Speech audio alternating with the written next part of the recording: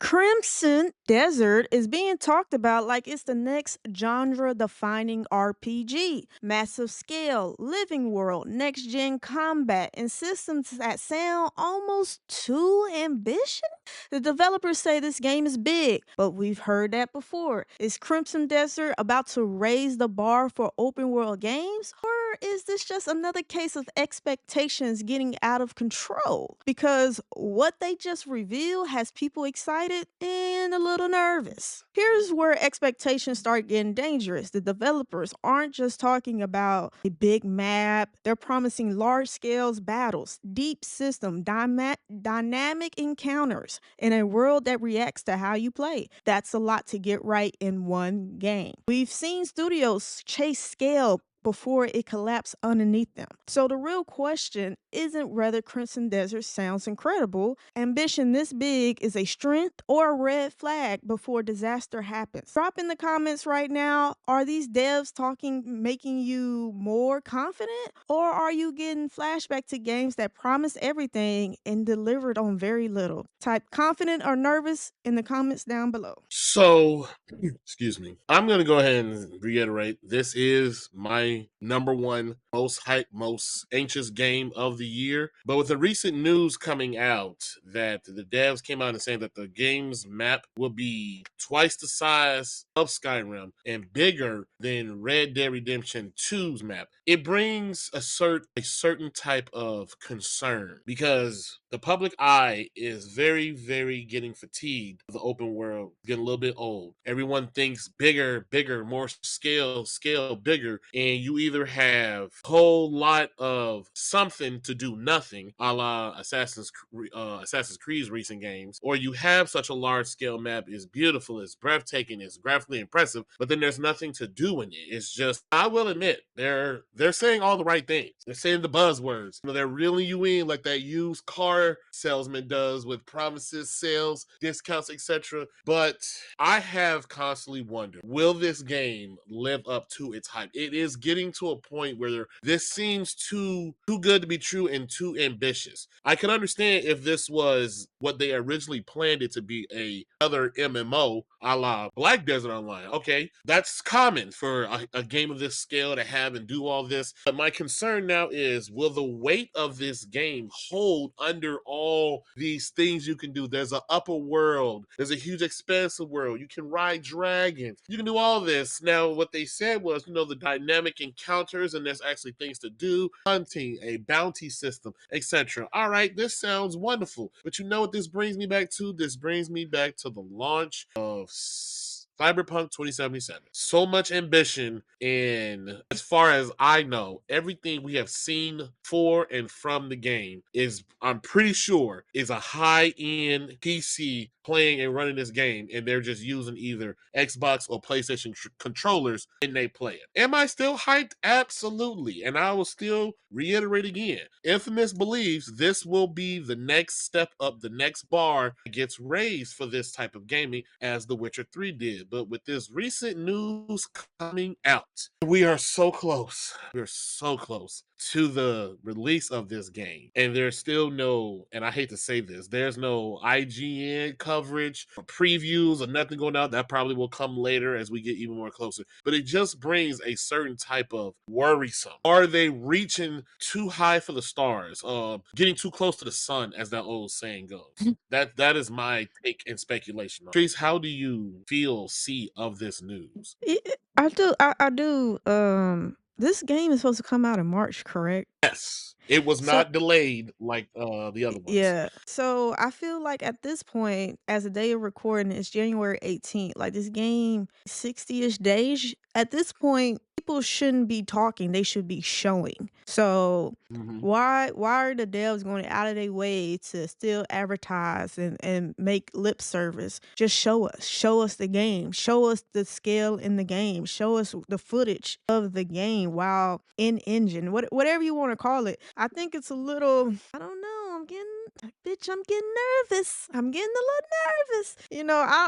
I don't like salesmen like pitches. I worked in sales for a very limited amount of time, so I understand sometimes they start triggering me by saying all this fabulous and nice shit. Bitch, show me. Go print out the small imprint that no one can see on the paper. Print that out and highlight everything you just said that's true in this fucking contract. Most of the times when you tell salespeople to do that, they start backing off. Oh no, that would take too much time. They really start backing down, especially when they're trying to sell you a warranty. I always ask for them to print the warranty out and highlight the things they're selling you, because at that point it becomes a legal document. Anyway, not to sell you on other shit, but I am a little nervous. I just want to see some footage. I just want to see footage. I don't need to be sold anything else about this game. You need to show me the game. And I'm a little conscious. I'm financially conscious. So until I see footage and in-game footage, and maybe they're, positioning to make a big splash announcement. I don't know. I just think it's time to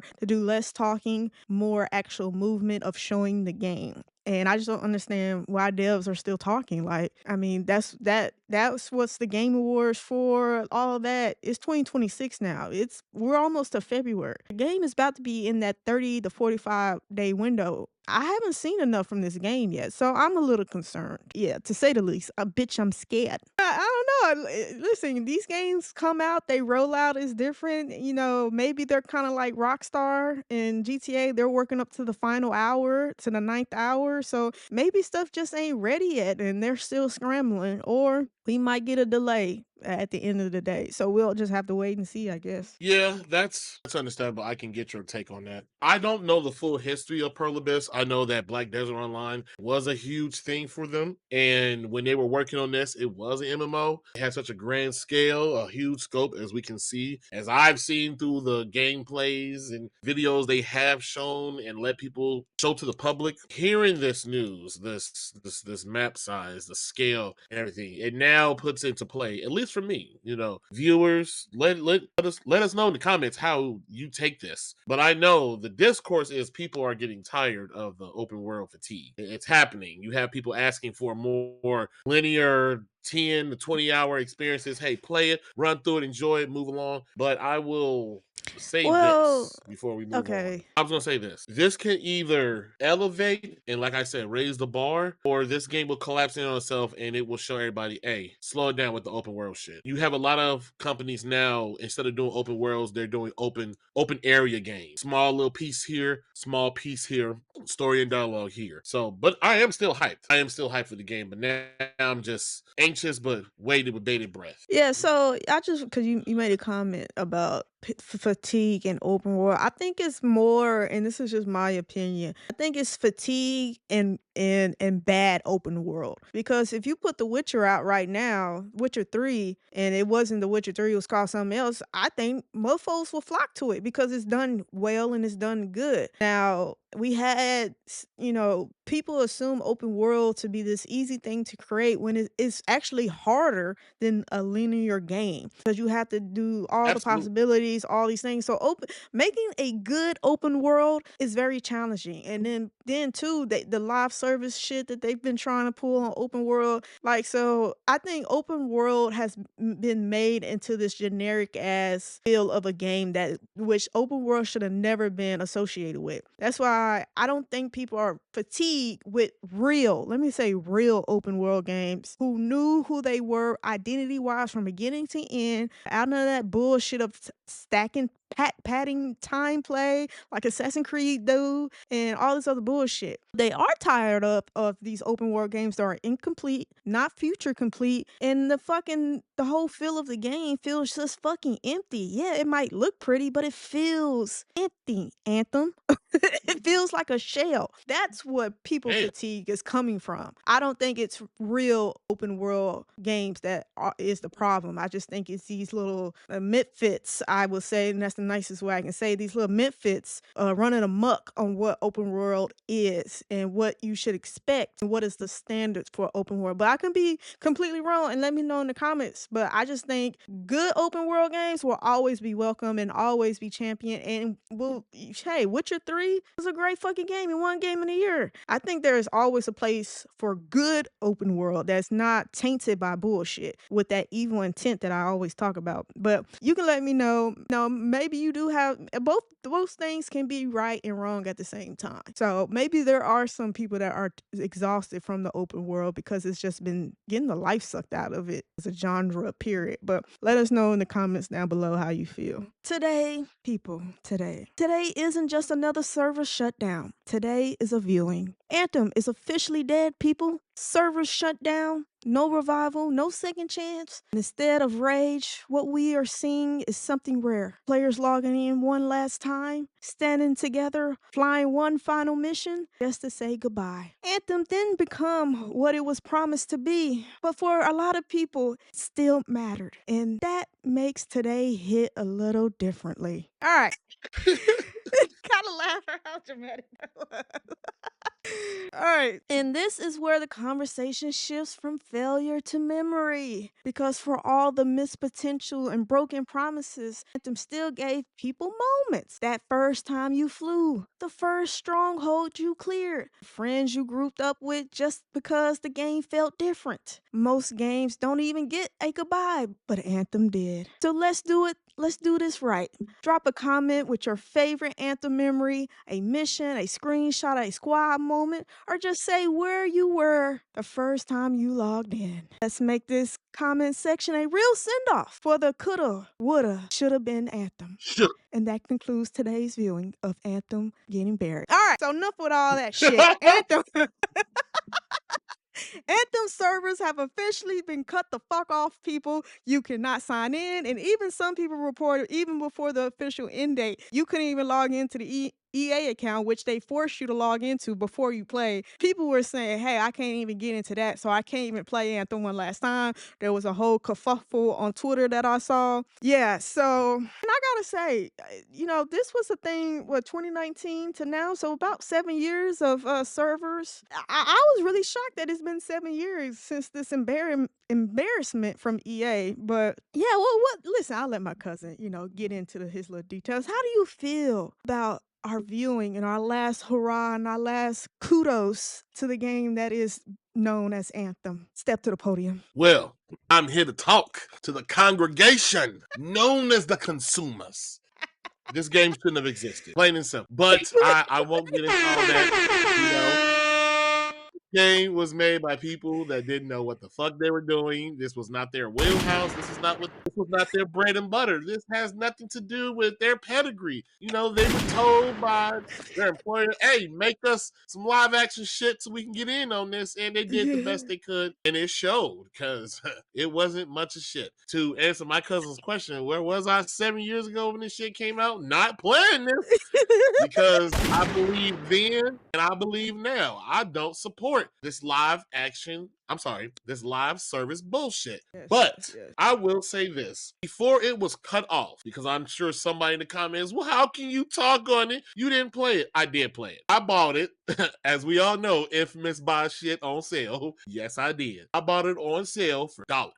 And it was a special edition, whatever the hell it was that gave you the extra stuff. I bought that $6, and then it just sat quietly in my backlog. I did not do anything with it. I think around late last year when I remembered, oh, this thing is closing. I had the idea of like, hey, Treese, let's go ahead and play this. Let's try to beat this, enjoy, see what this was. It's been years. I'm pretty sure they had to improved it. We got maybe 10 hours in, and 6 of those hours were loading screen or transition screens, whatever you want to call them. I'm going to say this. I'm not going to shit on the game because there are tons of devs do what they're told to do. You have an employer. You can't just say, oh, I'm not going to do what you tell me going to do? Hey, you got bills to pay. So, in a sense, I get it. But this game should not have been made by them. This was nothing that they were known for. None of that. But this game is a pure example of wasted potential. When the game came out, the devs tried and were down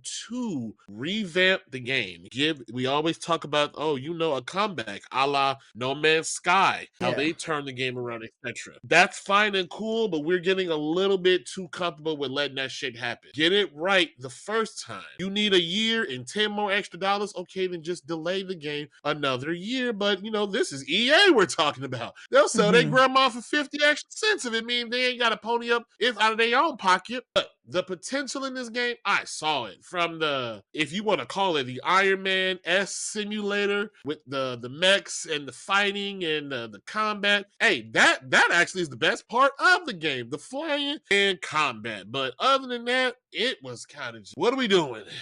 You can see how they were inspired by Destiny, and there are reports that came out during development. They were so gung-ho to not want to be considered or any comparison to Destiny that they were just not allowed to speak that name in the studio while they're making the game. They're like, hey, don't say that word. But you can see its comparisons. When you go back to Fort Tartarus, it goes in first-person mode, whereas Destiny went into third-person mode. They was like, we'll just do the straight opposite. You can see the cracks, but you can also see the potential in its design, and it just ain't there. There was so much more that could have been done with this, and it just fumbled the ball. And then at the same time, when you hear the discourse of gamers tired of this always online shit, tired of games being Yeah. taken away and delisted, and not only did they kill the servers, they didn't even try to go Ubisoft's approach with like, hey, update to push it on so you can play it offline, like how they did Suicide Squad Kills the Justice League. They just said, fuck y'all, we're gonna take this away. And that's the biggest slap in the face, because at least with live service games, in a sense, they're free to play. So it's like, oh, the only money you lose is the money you chose to put in it, i.e. microtransactions. But for anybody who actually bought this game, a full 70 doll hairs, I'm sorry, 60 doll hairs, $60. And in 7 years, I'm sure you probably got your fill for it, but even still, you paid money for a product that is just now gone. There is no, Finito. yeah, you could have had a kid 7 years ago and be like, hey, I want to show you this game that could have been something so much more. And this is like a game. Yeah, it's ridiculous. Like I said, I see the potential. We did have some hijink moments, a little bit of fun. I chose the Colossus. That's the type of character I always play in picking games, the tank class. But EA, you're just being EA. And then now EA's being sold. So just believe this type of shit ain't coming back again. But that's how I feel about it. Shouldn't have been made. They should have put more effort trying into it. But like, hey, I just want to shout out to everyone who is all about this so-called digital ecosystem, all about my games digital. This can happen to any and every type of digital online only game. They have the right to take it from you and say, hey, we don't want you playing no more, and you have no leg to stand on. As my cousin stated before I kick this over to her, the final weeks, if you owned the game digitally, you could not play it. EA cut off access to it. The only way to circumvent that was to have the disc, even though the disc is nothing but just the license printed on it. That's what it took in order to get in and play the game. And that's crazy. Sit up here and have a product paid for. You support it. Support the devs, everyone says. You did that. And what were you returned with? Access denied. Yeah, I think the biggest losers this whole fiasco is the people that paid full price for the game, even half price for the game, because like now you're left with nothing. But I hope you beat the game over the 7 years and all that. But them are the people that really took the biggest L's. And EA, it's not like EA refunded anybody money. This slimy, all the nastiest shit you can do in the gaming industry. And the fact that they still wouldn't even like allow you to play the game offline just shows you everything you needed to see. But the game did feel, which is so crazy. Because visually, it was nice. Some things it felt like a how can I put this? Like looking at a red Ferrari. It's so nice on the inside. It sounds loud. It's all yeah, but once you get ownership of it for like 6 months, you done took it to get maintenance done how many times and place how many brake pads, and you had to put the special oil in it to get it like, it just looks pretty on the outside, but deep down, it's nothing. It's nothing to live for. And that's how I felt when we did try to play Anthem. It looked nice, flying and I was the ranger. Flying was nice, but we kept repeating the same fucking mission over and over. Enemies, you were fighting blue dogs or these nasty ass spiders. It was the same shit over and over again. I don't like to repeat myself. So I sure don't like to play the same shit over and over and over again. And there's no really difference in between. So that was the biggest downfall. Like it seemed like they put all the money to make it look pretty, but no one gave money to the people that actually develops the missions, make things cohesive. All the cool shit was just a flashback. It's not like you could have fought through any of that. I'm like, yo, let me go do that. It's a whole war. Let me fight. Let me fight. I don't want to watch it. Let me be a part of it. Nah, you gonna watch all the good shit and be stuck with all the dumb shit to play through. So yeah, and I know there was talks of them talking about investing $10 million that they could really turn the game around, and that came out to be nothing. EA just cut the cord and said fuck you if you bought it. So let this be a lesson learned, and hopefully the last lesson you need. One, don't trust nothing EA, and then live service, especially if you gotta pay for it. I would stay away. It would have to be really, really something great, like Arc Raiders or something. But like that comes once a blue moon. That's not a every live Okay. service type of game. And they did something very unique too. But this is not Arc Rated Video.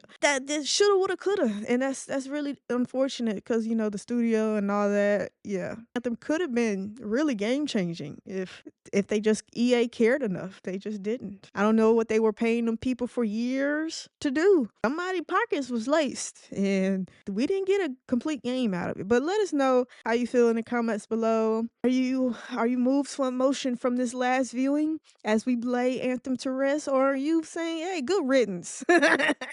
It should have never been a thing. It should have never been here. We don't care about it. Be gone. It's just so embarrassing in gaming. Just another blemish on the gaming industry. But let us know in the comments down below. All right, we're getting new GTA 6 rumors, and they're not good, people. Reports say key features still aren't finished. Systems are being reworked, and now the word delay is back on the table, people. After all this time, the biggest game in the world might not be ready when everyone expects it to. So the real question isn't hype anymore. It's whether GTA 6 is actually in trouble, or if this is Rockstar doing what it always does before launch. Here's what's actually being said. These rumors aren't about GTA 6 being broken. They're about polish and scale. Multiple reports claim some features Rockstar wanted at launch still aren't fully locked in, and that's forcing tough internal decisions. Cut features, push them post-launch,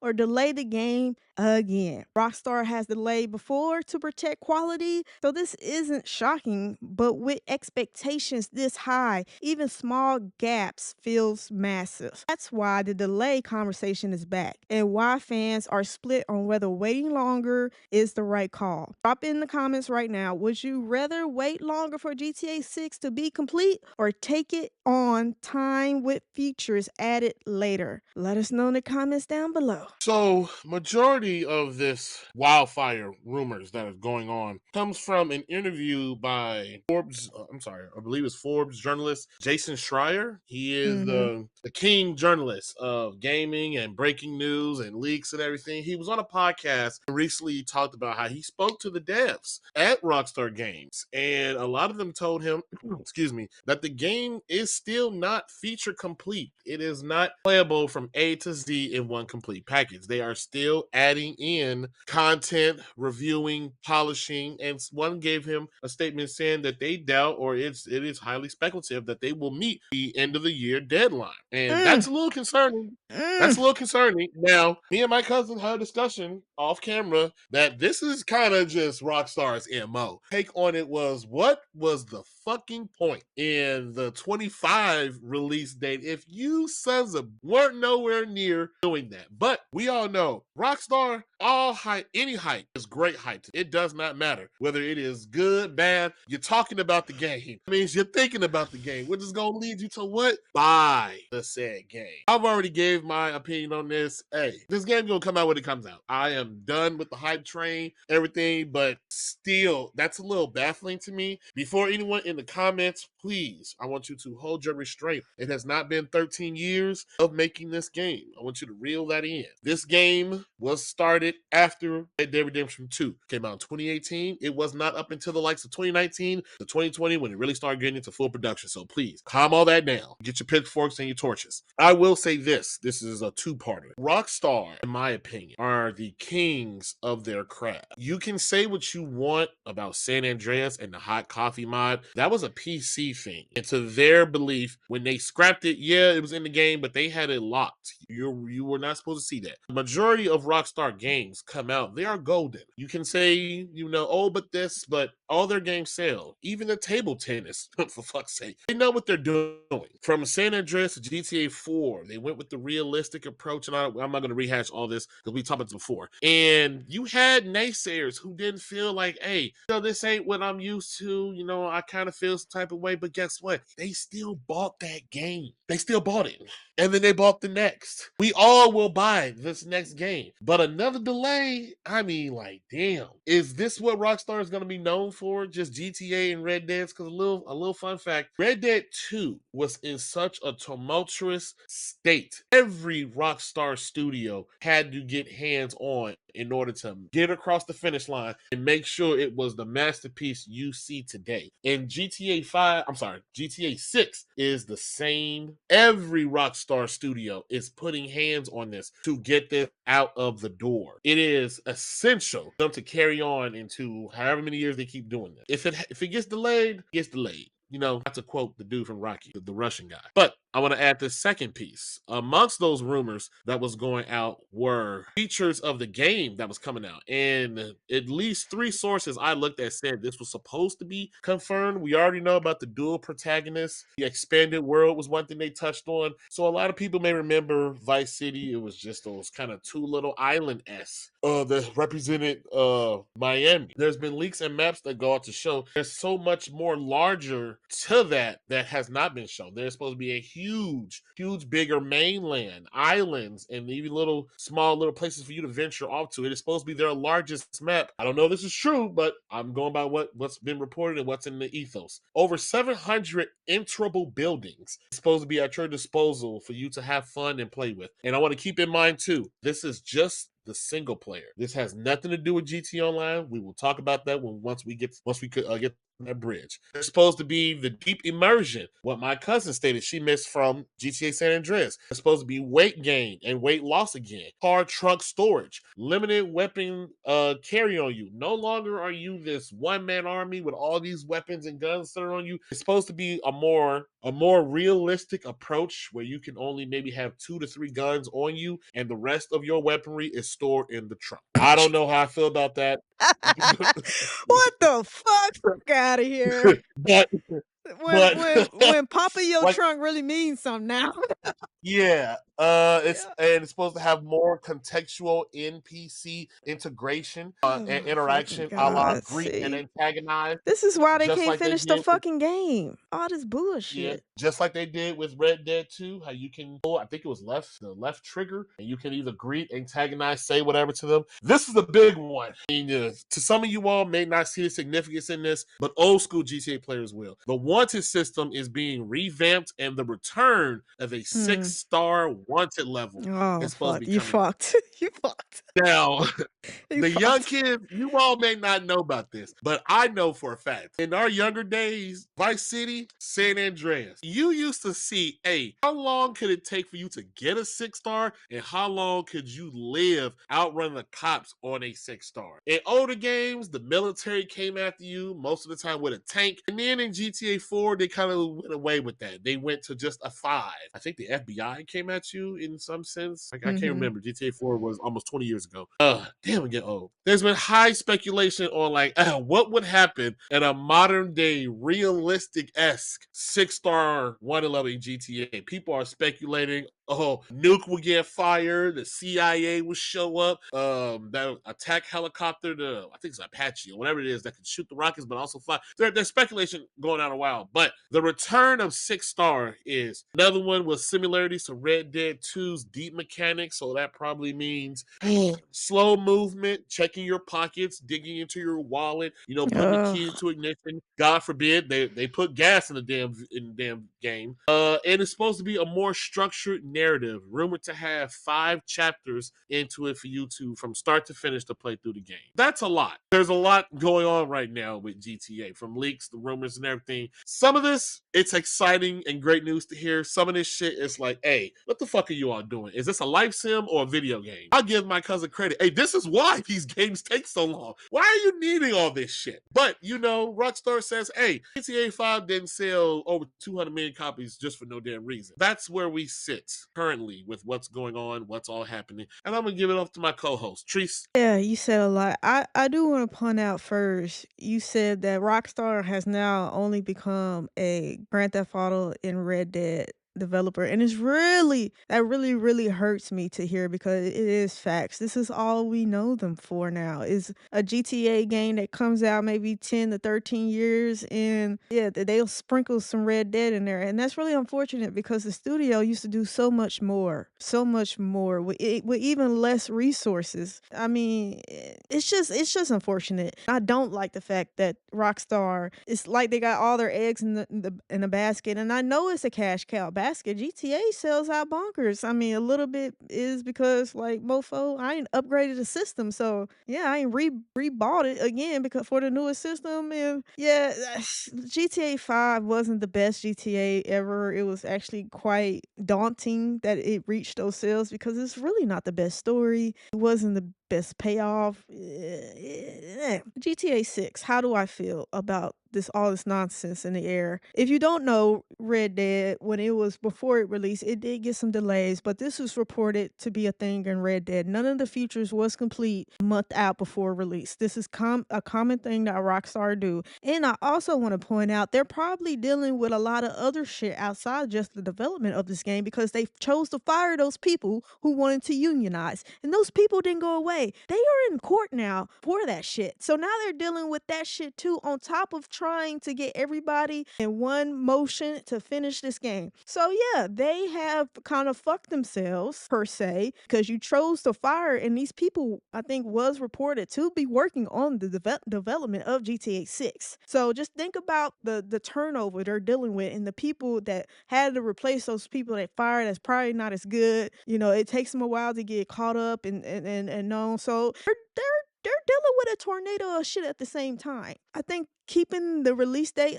of the end of January 2026 is probably the least of their concerns, honestly. GTA is not no stranger to delaying shit. And they one of those people who have said, I'd rather delay it than give you some broken shit. So I do respect them on that. But all the other stuff they did to them workers, and they can say it had nothing to do with them wanting to unionize, and I'm pretty sure the workers are they're the ones that's probably put in the worst position because they're probably mandated to work overtime during this shit, and no telling how long they've been on that shit. Like it's just a lot of shit that is happening under the roof of Rockstar Studios, just in the GTA 6. And at the core, I think taking the L from all of this stuff happening is GTA 6. I always say don't believe no release date by Rockstar, period. And do I think it's going to keep its release date at the end of this year? No. This is a lot to deal with. And people can say, oh, those workers, they didn't have no stance and blah, blah, blah. But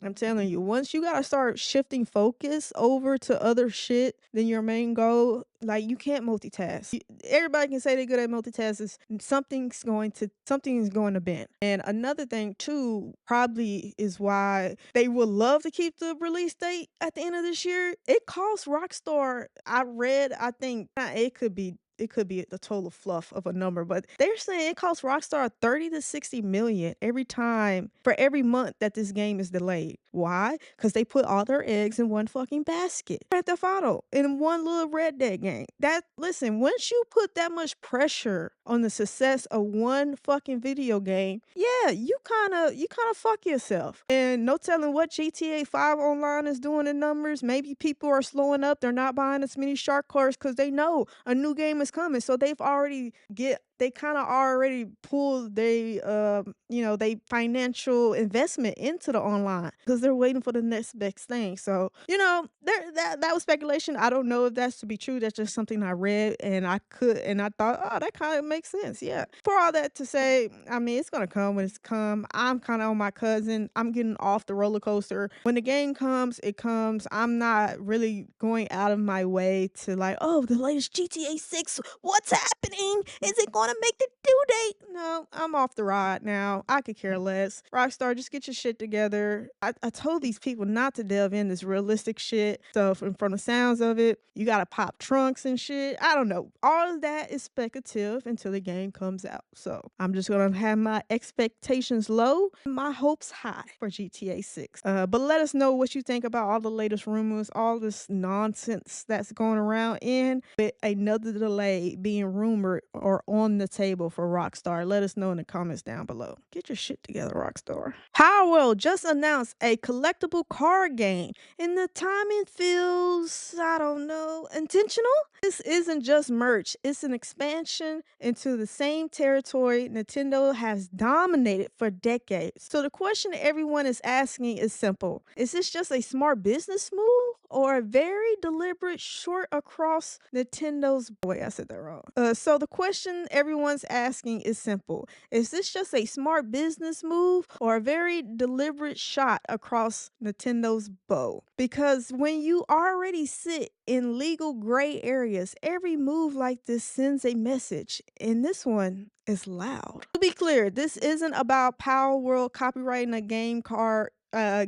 card game mechanic. It's about optics. Nintendo has built an entire ecosystem around collectibles, trading cards, brand loyalty, and now Palworld is expanding straight into that space. For some fans, this feels like confidence. For others, it feels risky, especially with legal pressure already in the background from Nintendo. The real story isn't the card game itself, it's what this move says about how bold Palworld is willing to be. Wait, no, drop a comment right now. Is Palworld just expanding its brand, or is it deliberately shooting at the Nintendo brand across the water? I'm gonna go ahead and say this. My cousin once said, Power World and their developers, Pocket Pal, fuck Nintendo. You want to come at us because of how we design our game? We coming for your lunch money. We coming for your dinner ticket. We coming for it all. Power World, it is huge. It may not be Pokemon huge, but trust and believe me, in recent times, people are tired and getting very, very less patient with the House of Mario. Keep half-assing things and just saying, hey, just take it and enjoy it. Pokemon ZA was an abysmal, cheap, half-ass cash grab. So much so that when their leak came out showing how much money they put into it, it's pennies on a dollar. Now, that's not to say every game needs to be a huge grand soul budget, but they literally make sure their investment is low and the return is high. Me personally, you don't take us as factual news. I see Pocket Pal as a developer that is not afraid to stand up to the bullies of Nintendo. Nintendo, you don't own creature capturing mechanics. You do not own a trading card or collectible card game right. You don't own any of that. You came along and just did it a little bit better than everyone else and is reaping the benefits on this. I also want to say one thing. Nintendo does not own Pokemon. They hold a good majority share and they just keep them on a very, very tight ass leash. But I am thrilled. Dropping gems, bitch! I am thrilled to hear this news because it says finally, Nintendo's days are come due. What do we all keep saying? Competition breeds what? Competition is healthy. Nintendo, Innovation you builds got yours. innovation.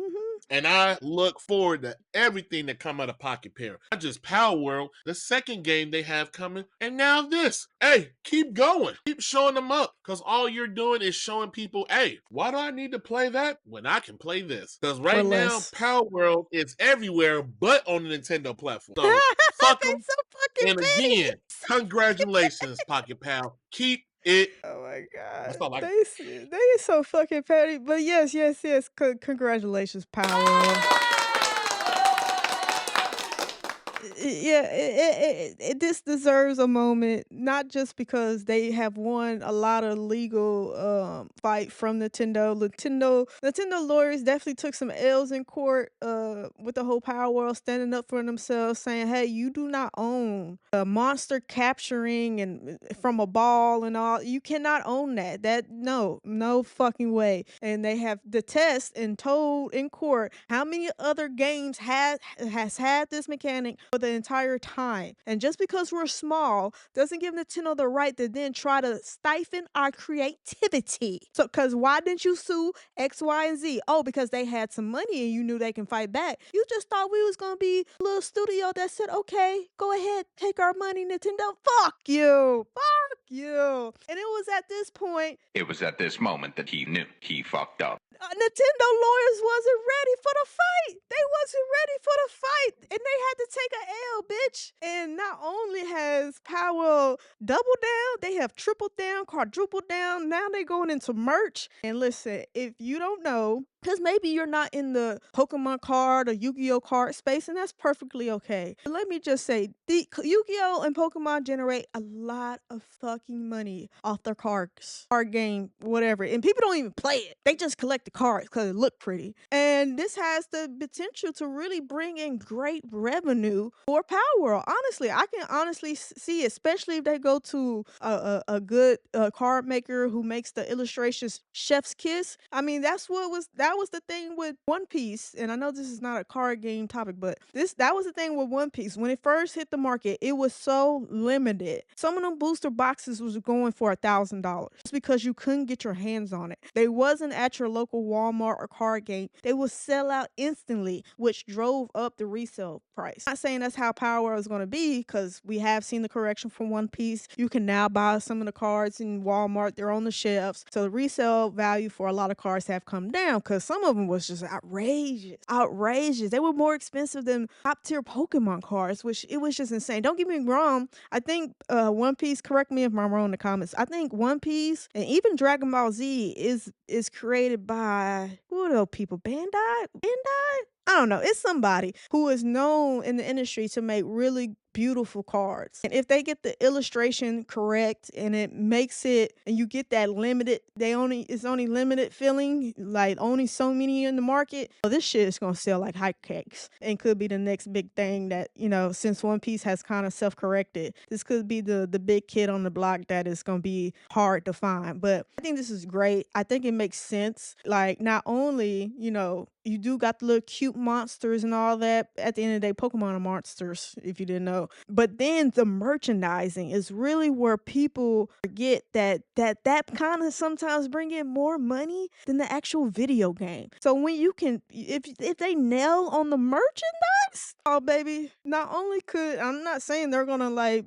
do Nintendo numbers and trade stock as high as Nintendo, but this could be beginnings of a new trading card game that will be around for 20 plus years. Because like I've said, the Pokemon trading card game and the Yu-Gi-Oh trading card game, hell, even Digimon still has trading card, like they still survive even though they're not having active shows on TV. Trading cards is a buku amount of money you can make. So good for them. Good on them. I support anything Power World do, and if this is affordable at launch, I will pick up a copy. I do collect cards, collect Yu-Gi-Oh cards and Pokemon cards. card still to this day. I don't play the game. I really just learned how to play the game recently and realized I was playing it wrong growing up this entire time. But that's neither here nor there. Shout out to Palworld. Shout out to them standing up to the big bully and saying, giving them the good old middle finger, baby. I love to see it. And anything that is anti-Nintendo, I am here for, baby, and will support. Because Nintendo just think they big shit, and they're not. Let me bust your bubble, baby. Let me bust that bubble. And Palworld has done it, baby. Keep continuing to do it. Comment down below how you feel about Palworld getting into the trading card space. Do you think it's good? Do you think it's bad? Do you think this is going to get another Nintendo lawsuit in hand? I don't think they can really do anything at this point, but hey, you can try. Go ahead and try. I love to see it. I just want to add real quick. Oh. The key word my cousin said, if it's affordable. We live in Yeah. trying times for people. Yeah, Pokemon cards are expensive. I think booster boxes, the norm is anywhere from 90 to 120. And that's if it's because they release and then they release multiple times a year, which is so crazy. So just think of it. Yeah. And they prices are steadily climbing up and up and up. So yeah, pricing and because if you don't know, it's not the same people that makes the card illustrations or the pictures each card. Sometimes they hire well-known illustrators and he will come and drop a fucking gem and he probably won't make another Pokemon card for some months and sometimes years. Some of these illustrators, they don't have them on regular retainer. Like some of them, and that's why it drives some of the limited run that they make of that card, because he, like, that illustrator could come in and do one card a year, but he's such a banger. Everything he does is fucking gold. And that's another thing that people don't realize too. That's why I said this game, Pokemon trading card, is not a kid's game. That shit is for adults, because that shit is gonna cost you some money. But yeah, shout out to Palworld nonetheless. But we'll have to wait and see. Not sure when their scheduling is supposed to come out for their releases, but hopefully it's like my cousin said, affordable. All right, the Division just resurfaced and nobody was expecting it. Suddenly we're hearing about a Division 1 DLC remake, old content getting new life, and whispers the Division 3 is back in the conversation. Series many thought was finished. This feels like a pulse check. Are you there? Or the start of something bigger? The question is Ubisoft testing the waters with or quietly setting the stage for the next Division? Here's why this matters. Reports point to Ubisoft revisiting Division 1 DLC content, not just a re-release, but a remake approach that modernized systems, visuals, and progression. At the same time, though, there's renewed chatter internally and amongst insiders about Division 3 discussions happening in the background. That combination isn't random. Studios don't invest in remakes unless they're measuring interests. So this could be Ubisoft testing demand or laying groundwork for full return. All right, so drop it in the comments right now. Do you feel a full Division 1 remake first, or should Ubisoft skip nostalgia and go straight to Division 3? Before I get into this, I was going to bring up, I talked about this beforehand in our last video, I believe. CD Projekt Red doing an expansion for The Witcher 3. And I predicted you will see more of this coming from these devs to try to help guarantee the next product starts off on the best foot as it could. I will not be totally against this. I played and plat the first Division. I enjoyed it. I don't know about my cousin. This was way before her full hatred of Ubisoft and their cookie cutter approach has just disdained her from their games. But everyone knows Infamous is a sucker, a third person shooter, and that's what the Division is. I still feel to this day it does not need to be always online. It does not need to be, but they were chasing the Destiny dream, so everybody was doing it. But depending on how they do this, how they approach it, sure, I'm all game for it. If it's done correctly, i.e. an expansion, something credible, meaty, and worth my time and attention, not just a some quick DLC shit they throw out. Oh, it's just 3 missions and a cutscene. All right, wait for Division 3. Or is it something that will really, I won't say bridge the gap between the games? Because I mean, if you played the first one, then you know what the hell this is all about. That virus. Forgive me, but that was a really great idea. The premise of that story, I'm like, yo, I could never even thought of some shit like that. Staying focused. I look forward to it And as my cousin has stated, she will not buy another Ubisoft game. Feelings towards it. But we did play the Division 2 and almost everything in it. And then it was like, all right, we washed our hands of it and we moved away. I am interested to see in what they do as far as DLC to bring us back in, because game mechanics in 1 versus 2 are extremely different. They are night and day. But if they do it to where it can give you a preview of what they're working and or trying on for Division 3, hey, I'm all for it. So nothing to do but just wait and see. You know I don't support anything Ubisoft, and fuck Ubisoft. Yes, we played the Division 2. It felt very, even back then, where shooters were, it felt very, I don't know what's the right word, stifled, felt limiting. I don't know why.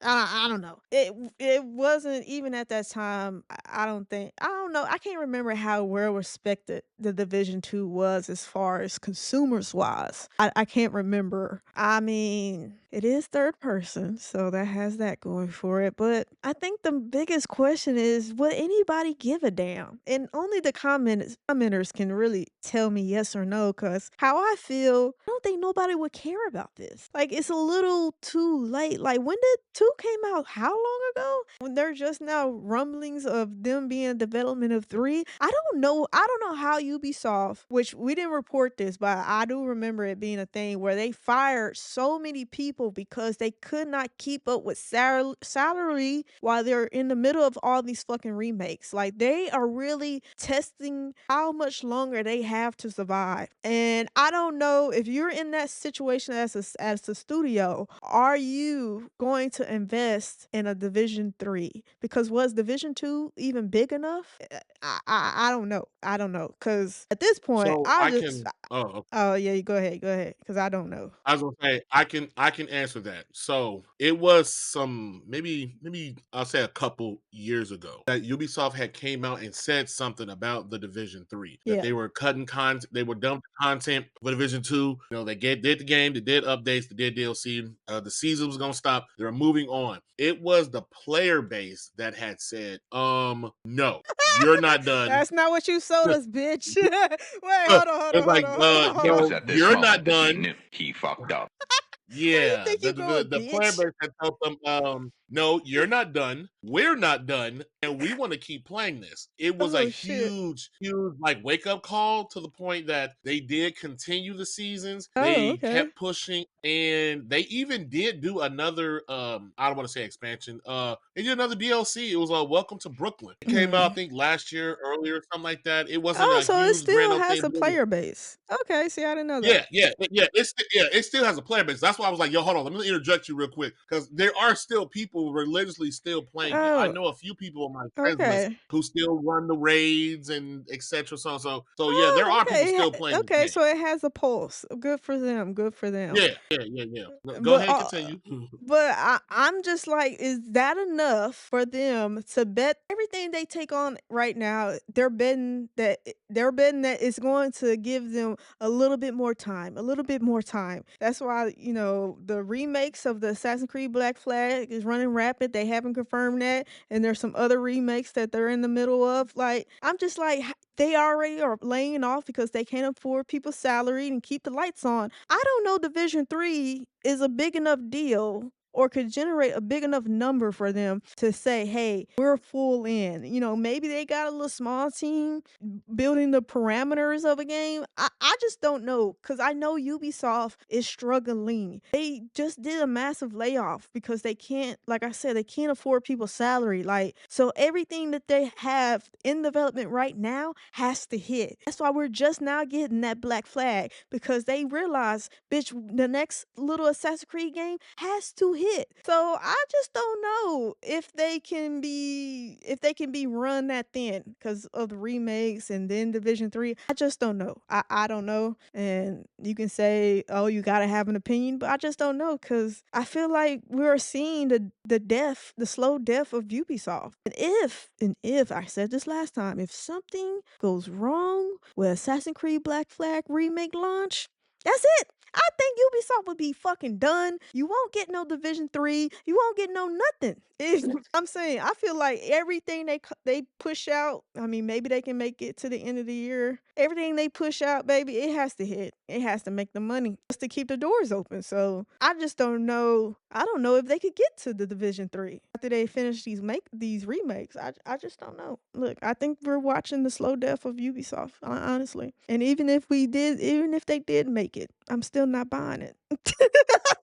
I'm still done with Ubisoft as a fucking company. Like, fuck you. So what you're saying is, even if they make a comeback, and they do what they're supposed to do, you're checked out. Because I've seen Ubisoft in this position when the Assassin's Creed Origins came about. They was like, "Oh, we righted our wrongs. We understood. We were fatiguing and not treating the franchise with respect. We didn't respect our consumers' private lives. That they're not about to dedicate 200 hours to these games, and we don't need a stat pack time and endless missions and blah blah blah." And you know what them same motherfuckers came back with the next year? Fucking Assassin's Creed Odyssey that did not respect your motherfucking time and really veered off what was it meant to be an assassin. I've seen them come back before and they only do right for so long and they go back down the shithole. Like, fool me once, fool me, can't get fooled again. So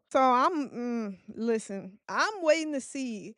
Let me just paint it this way, because just not to be a Debbie Downer. I'm waiting to see what is going to come of this Assassin's Creed Black Flag. And if it's not up to the standard I think it should be, fuck Ubisoft. Let the motherfuckers close the door and have somebody else buy the rights to the game and actually do some good shit with it. Now, if Black Flag turns out to be really good and successful, I'll think about it. I'll think about buying another Ubisoft game. And that is very much a luxury, because I've not bought a Ubisoft game since Watch Dogs 2. And I good old only Watch bought Dogs. that because I was forced to buy it. So that should already tell you Don't say something. that. But Don't say that. yeah, I'll think about it, because people can change, even though I don't believe them. They just get better at covering up who they really are. But I'll think about it. Fuck out of here. Ubisoft ain't gonna do right. That is the latest rumors and all that from the DLC and the remake and Division 3. Let me know in the comments below though. Like, does Division 2 really have I don't know what's the concurrent player route, but I guess I didn't realize Division had a big following in the midst of the Call of Duty people and the Battlefield people and whatever else shooters they're out there. Well, I guess it was third person. That's really what it had going for it. Yeah. Yeah, I guess. Yeah, but let me know in the comments below if you are a heavy Divisioner and you support anything and all things Division, whether that's going to be a DLC or a full-on Division 3. Let us know in the comments down below. And that's a wrap, people, for episode 18. About to get in the 20s now. But like, subscribe, let us know how you feel about any of the topics that we went over today. And we'll see you at the same place, same time next week. Peace. Later. And that's it for this video of Are You Not Entertained podcast. Thanks for hanging out with us. Don't forget to like, comment, subscribe, and hit that bell so you'll never miss our next hot take. Until next time, Are You Not Entertained?